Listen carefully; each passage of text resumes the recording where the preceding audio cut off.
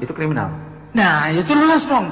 Kalau misalkan tembak-menembak, itu pasti dua-duanya kena. Tapi yang satu kena pasti, yang satu kena, yang satunya enggak, itu namanya suatu ini apa ya, pelaku kriminal. Tembakan. Nah, jelas. Tembakan semua di sini. Ini satu. Lagi-lagi di sini. Ini tiga nih, tiga lubang ada. Tiga lubang. Video ada suara ya? Ada. Video tiga lubang di dada kiri jantung. Ya, ya betul. Itu otopsi itu. Otopsi itu. Bukan. Bawaan itu bawaan. Ya nggak ada, copot semua. Tahan B. Ini ya? Tahan B. Lain enggak? Anda lihat vaksin. Ini Pak, sekarang. Paksa ya. Kalau itu enggak, itu biru bawaan kayaknya. Ini yang ini. Ya. Ya. Coba tangannya, awas. Ya.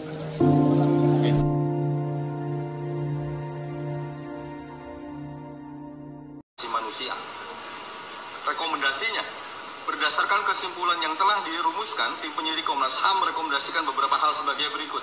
Yang pertama, peristiwa tewasnya 4 orang anggota Laskar FPI merupakan kategori dari pelanggaran HAM. Oleh karenanya, Komnas HAM merekomendasikan kasus ini harus dilanjutkan ke penegakan hukum dengan mekanisme pengadilan pidana guna mendapatkan kebenaran material lebih lengkap dan menegakkan keadilan.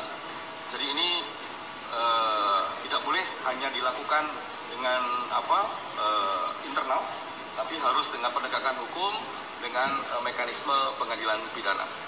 Yang berikutnya, mendalami dan melakukan penegakan hukum terhadap orang-orang yang terdapat dalam 2 mobil Avanza hitam B1278 PWK dan Avanza Silver B1278 KGD.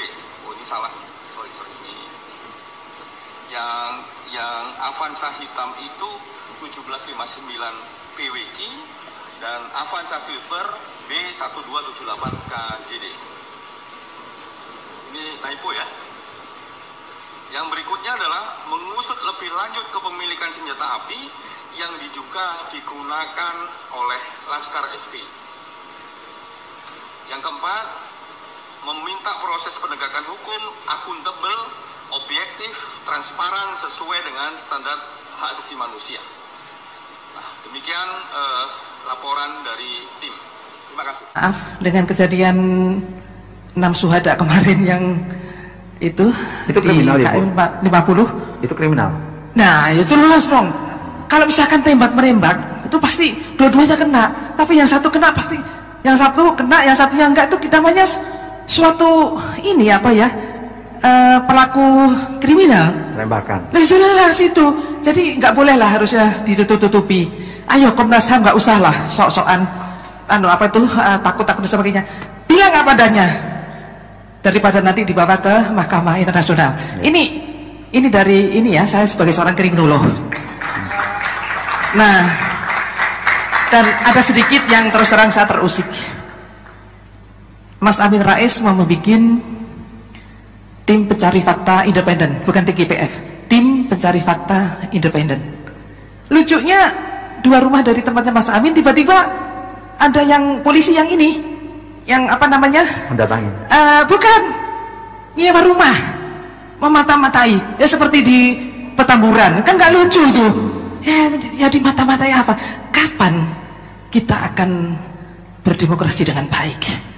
Kebetulan ini ada ketua umum saya dari Gerakan Bela Negara, Major Jenderal Purnawirawan Budi Sujana, dan Dewan Penasihat kami adalah Jenderal Agustadi. Gerakan Bela Negara ini terus terang saja kita juga anti komunis, dan saya sebagai ketua Dewan Pimpinan Pusat Gerakan Bela Negara bidang hukum dan advokasi sedih, risih, ngeri lihat negara seperti ini. Sedih. Dan terus terang saja sekarang ini mirip dengan 1965 PKI dan KGB itu muncul, dan ini sebenarnya hal-hal yang harus kita waspadai. Dan terus terang saja kami hormat dengan Jenderal Yahya Kudu yang sangat Ke-6 laskar yang mati syahid ini, mereka laskar yang luar biasa, mereka laskar yang setia. Bahkan Anda bisa dengarkan dalam rekaman-rekaman yang tersebar, yang viral di mana-mana ya kawan, bagaimana mereka tertawa, saudara, senang begitu melihat saya dan keluarga semua sudah terbebas dari penjara. Begitu mereka melihat saya dan keluarga semua sudah berhasil meluncur keluar dari penjara, mereka senang. Padahal sebentar lagi mereka akan dibantai, mereka digiring ke medan pembantaian. Dan sampai saat itu kami tidak pernah tahu kalau mereka yang melakukan pembantaian adalah pihak kepolisian. Kami tidak pernah tahu, kami tidak pernah suudon, kami tidak pernah menuduh. Bahkan dalam keterangan pers Dewan Pimpinan Pusat Front Pembela Islam masih dicantumkan orang tidak dikenal. Karena kami tidak berani menuduh siapapun tanpa bukti, kami tidak berani menuduh siapapun tanpa saksi. Itu ajaran Islam. Tidak boleh kita menuduh siapapun tanpa bukti dan saksi ya kawan. Tapi subhanallah, tatkala dari pagi sampai siang kami kerahkan laskar-laskar Kerawang dipimpin oleh pimpinannya masuk ke setiap rumah sakit di wilayah Kerawang, masuk ke setiap kantor polisi, saudara, di Kerawang, menyapu bersih itu jalan tol, saudara, setiap rest area didatangi semua dalam rangka untuk mencari para syuhada ini. Di mana mereka? Di mana mereka? Tapi subhanallah, akhirnya Allah buka mulut yang membantai, saudara. Allah buka mulut mereka. Allah buka mulut mereka, saudara. Tak bisa mereka sembunyikan, saudara.